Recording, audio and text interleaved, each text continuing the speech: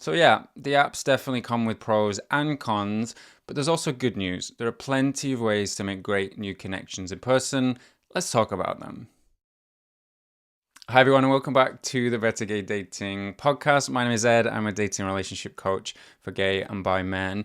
And so listen, as queer people, there are lots of great reasons for using the internet to make new connections. I did a whole episode about it once.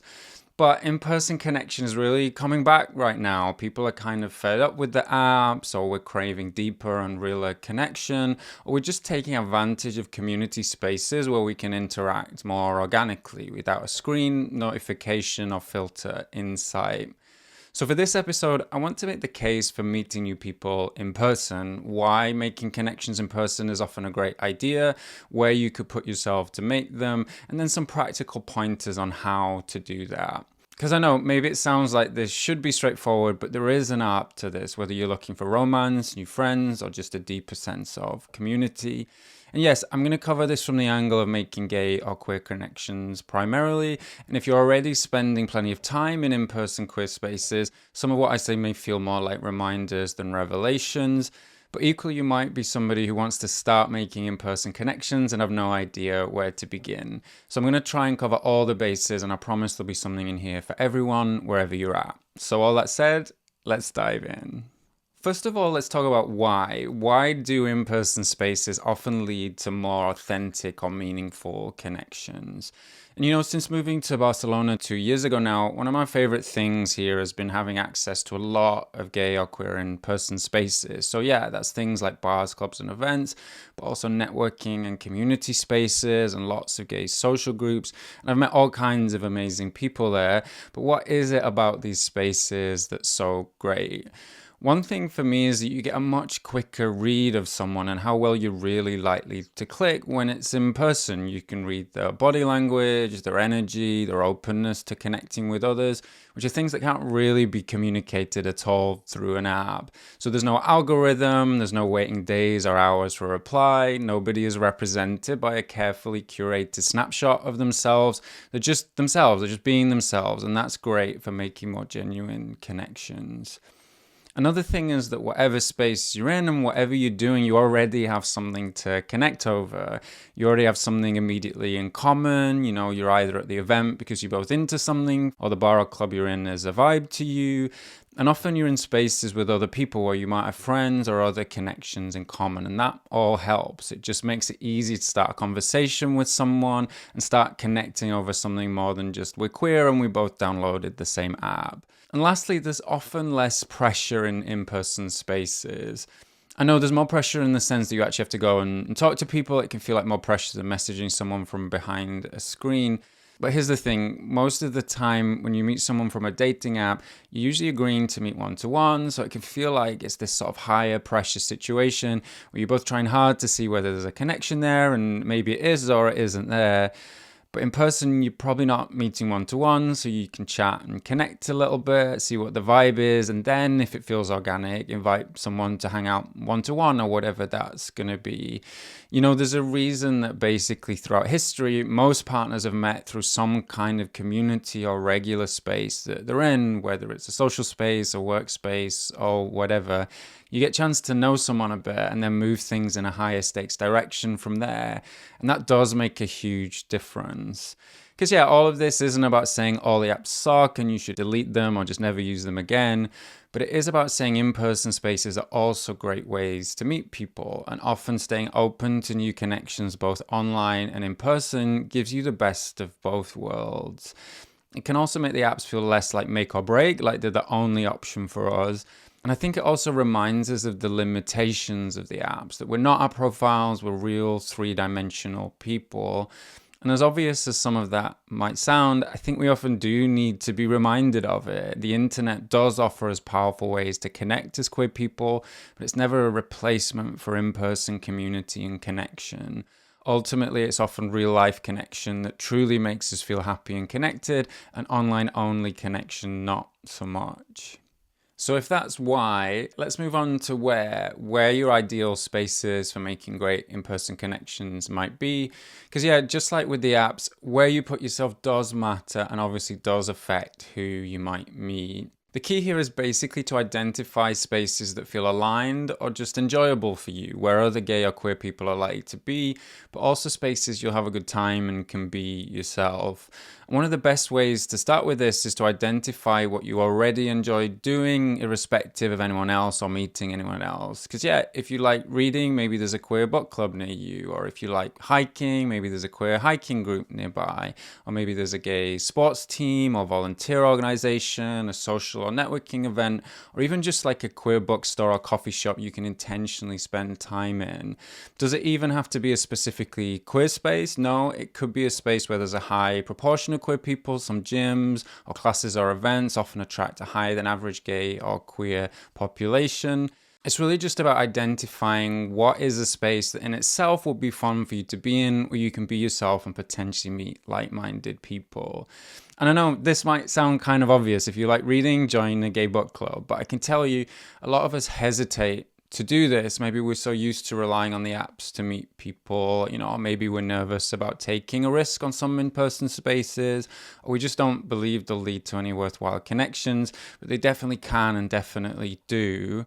Because, yeah, this isn't necessarily about seeing if there's a gay group for every niche hobby or interest you have. It's really just about saying, I want to be more intentional about meeting people in person. So what are some spaces I could do that in? Because this kind of consistency and intentionality really does work. I often joke that with my queer friends in Barcelona, I met half of them from an LGBTQ professional organization who organize regular social events here, and the other half from the gay beach. And it is a bit more complicated than that, obviously, but that essentially is the gist of it. And the big thing is that getting to know other queer professionals and spending time on the beach are just fun things I like to do. So the spaces I can really be myself and meet new people. And again, the real magic of being in these spaces is that you have something in common with everyone else there, and there's more of a sense of community. It's not just like a one-to-one conversation like you might have on an app, which often creates the ideal conditions to make some great new connections. And yeah, let me add, gay bars, clubs, and big events can be great spaces too. They often give you something in common, especially if, you're at a festival you love or seeing an artist you love. It can be a bit of a mixed bag though, as a lot of us have experienced. Often what we think of as our go-to gay spaces are loud, dark, or maybe focus more around alcohol or sex, which is fine if that's what you're looking for. But it's also why they're often not the best spaces for making more meaningful connections. I've also found, and I know I'm not alone on this, that our go-to spaces as gay men often kind of bring out our most armored up or protective selves. How can I put this? I know lots of people, some clients, but also friends who've joined a gay sports team or something and found themselves connecting with people they probably wouldn't have had the confidence to approach in a bar, or people they'd assumed that just wouldn't have spoke to them in a bar or club or a space like that. And was that accurate or not? Who knows? But it's often these less obvious or less go-to spaces that really allow us to connect more genuinely, either because we have something easy to connect over, the thing we're doing, or they're just spaces that come with a different vibe or different expectations. Or to be blunt, there's sometimes just spaces where the meanness and cliquiness that does exist in our community just isn't welcome. So that means some of these spaces will feel more aligned for you than others, and that's worth noting, because again, it makes a huge difference to focus on the spaces you feel most comfortable being yourself. And of course, I know where you live does impact what spaces you'll have easy access to. A small village probably doesn't have a gay sports team, though maybe it does, I don't know. Or maybe there's a space or event you can travel to once in a while. And if you're nervous about going alone, a lot of people are, maybe you can take a friend, even a straight friend, or try to make a friend online you could go to some of these spaces with. The big thing is just getting curious about what spaces do or might work for you, and then being intentional about putting yourself in them. So if I think about it, where could those spaces be for you, or just what spaces might be worth a try? And what happens if you just go with the expectation that it's a fun thing to try, and if you meet some great people from it, even better, because that's often how great new connections start. Then finally, let's talk about how to actually start connecting with people in these spaces once you're there. Because I know this might sound simple, but here's the thing. The mix of the way we're often cautious and even cagey about interacting with each other, and just the way we can be so used to connecting online as a community, can make connecting confidently in person seem frightening or radical, maybe both. And since a lot of gay and queer men now have never known a world without apps and social media, it's easy to forget that in social spaces you can just smile at someone or say hi to someone and you might get a great conversation or more out of it. And so if you have no idea where to get started with that, here are a few things to think about. First, let's talk about body language, because there's so much you can communicate about your openness to chat with new people through your body language, and you'll learn so much about whether other people are likely to be open to chatting to you before you've even said a word by looking out for a few key clues. So, some things to look out for. If someone's looking around a social space in a warm and open way, it probably means they're looking around to see who might be open to connecting. Whereas if someone's avoiding eye contact or just completely minding their own business, they might be less interested. And if you're open to connecting with new people, the more you can give off this kind of warm body language, the more people are likely to be open to saying hi to you. I know, we love a resting bitch face, but in these situations, carrying this warm and open energy, looking like you're happy to be there or just happy to be alive, that does go a long way. Then you want to think about low-risk physical signals you can use to show warmth or just vague interest in someone, which, is a very convoluted way of saying smile at people. But little warm smiles do work great, not in a creepy, intense, or starey way, just in a way that says, hey, you seem fun or interesting, I'm just acknowledging you. For something a bit more muted, a nod can work great. For something a bit more flirty, a wink never hurts. But the key here is that these are low-risk signals that show you've noticed someone and you're open to connecting with them. The low risk is you're not just going up to a stranger and blurting out, hey, I saw you across the room and wow, you're so hot and I'd love to get to know you.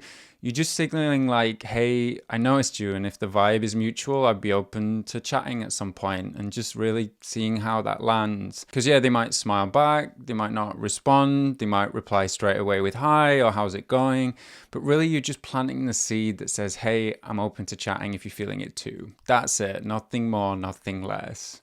Then from there, it's a good idea to think of some conversation openers that fit the space you're in. So this definitely isn't about pickup lines. You don't want to use anything rigidly pre-prepared because you want it to feel like it was just an organic, authentic way of starting a conversation with someone. Even if you're kind of relying on 4 or 5 lines you often use in these situations. So honestly, hey, how's it going is great. Compliments also work great. I like your jacket, your necklace is cute, whatever it is. If you just joined the queer book club, hey, have you been coming here a while? Might work. If you want to say hi to someone in more of an organized social space like a hiking club, something like that, maybe you just come in confidently with something like, hey, I'm Ed, it's nice to meet you. What's your name? Something like that. Because here's the thing, this isn't really just about the question or the compliment or whatever it is. It's about showing interest or putting out what's often called a bid for connection. You're just trying to go a tiny bit more high stakes than a non-verbal acknowledgement, like a smile or nod. And again, you're just putting your bid or invitation out there. You might respond to how's it going with, yeah, I'm great, how are you? And then you're in conversation, you've got started. You might respond to a compliment with thanks, how are you? Or he might not respond so warmly and openly, at least for now, but then because really the key is offering these bids or invitations really just to see how someone reacts or responds. And if it's warm and open, then you can engage. And if it's not, you disengage and move on. Because a lot of people in these situations do worry about being creepy or too intense or whatever that is. But here's the thing, being creepy isn't really about what you say or do, it's about what you say or do based on the level of interest someone has shown back in you. So if you've been chatting with someone for a while, they're super engaged, they're smiling and flirting back with you, your ass is really cute, it's probably going to land well. Maybe it'll even deepen the connection.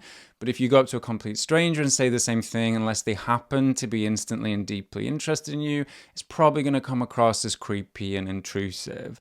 So that's really what all of this and connection in general is about. You're just putting out bids or invitations, and some of them may feel a bit risky, especially at first, like you don't fully know how they're going to land. But you connect by gently trying to deepen the connection in these ways. And if the reaction is positive, you can keep going. If it's neutral, you slow things down a bit. And if it's negative, you cool things off or withdraw. That's why confidence in these situations really comes down to 2 things: how grounded you are in yourself and how good you are at reading social cues, so you know whether to keep investing in someone, or if he's just not that interested in you right now, to just shift your attention elsewhere. And grounded here mostly means being comfortable expressing interest in other people, knowing sometimes it will be a no or a maybe, and that doesn't have to mean anything about you. Because, yeah, this is how every kind of connection works, including on the apps. But the difference online is that it usually feels less risky to say hi through a screen than in person. But part of the reason in-person connections are often deeper and stronger is that if you have the confidence and openness to start connections like this, you do stand out. This kind of confidence can be rare in our community, but it's really, really attractive when you see it in person. And then two final things to think about: maintaining a connection with someone and how to figure out who is gay or bi or not in non-queer spaces. So yeah, when it comes to maintaining connections, this really is just about being forward and intentional. When you do click with someone, it's obviously one thing to connect with someone at a bar or a gay social event, and another to actually build something substantial with them. So it's about being able to say, hey, it was fun to chat with you. Do you want to get a drink sometime? Or it was nice to meet with you. Do you want to connect on Instagram or whatever that is? Because yeah, they could also say no at this point. But again, these are just higher stakes bids to keep building a connection with someone. Because obviously building to the point where a connection feels substantial or feels like it has genuine long-term potential isn't just going to happen in a 20-minute conversation or even a first date or hangout. It builds over weeks or months, so you have to be intentional about creating that regular connection to let that build. Which I know might also sound obvious, but in our world of too many choices, where a lot of gay men are afraid or unsure about intentionally building connections like this, it's worth bearing in mind. And yeah, so what happens if you're in a space that isn't a queer specific space and you're interested in someone but have no idea if he's gay or bi, and even if he is, whether he's single and interested in dating? This is one area the apps do make this easier. Obviously, you know pretty much right away whether this guy is on the same team and, in theory at least, open to making new connections. And yeah, it's one reason why having queer-specific spaces is so important and why it can be so worth putting yourself in them, even if it's a bit of an effort to access them. It does make all of this easier. But sure, say there's someone you think is cute looking at you in the supermarket, or your gym crush smiles back from behind the squat rack, but you don't know if he's flirting or just being nice. And listen, the truth is you won't always know. That's kind of a credit to our community that there isn't just one way to be obviously gay or bi. We really do contain multitudes. But anyway, a couple of things to think about here.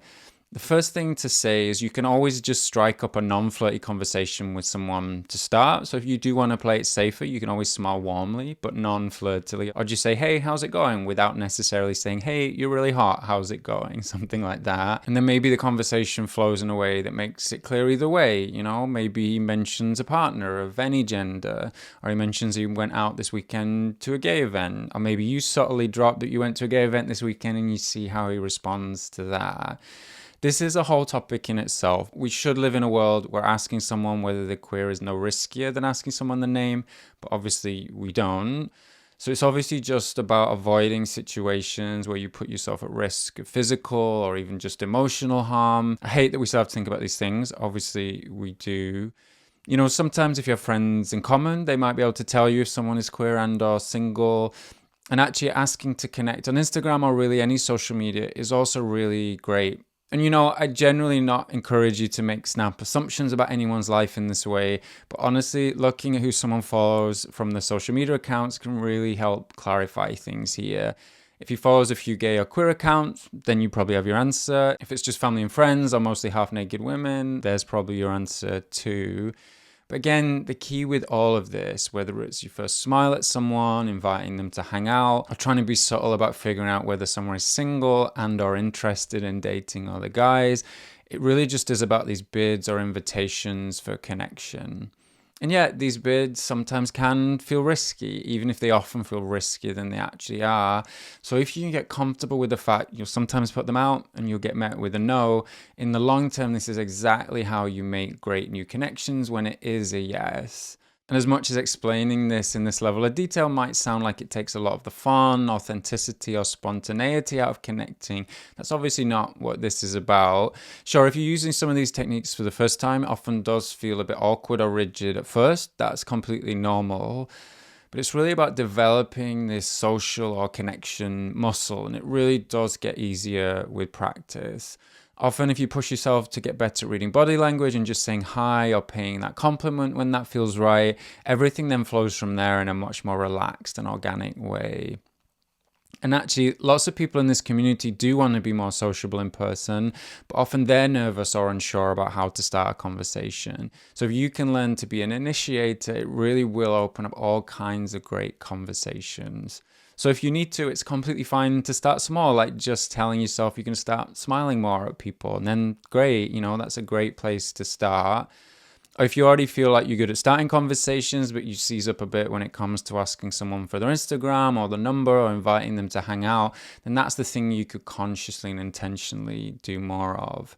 And if you do want to get better at meeting people in person, this is something I help a lot of guys with. Again, a lot of us just never learned how to do this, or we never found the right spaces where we can do this.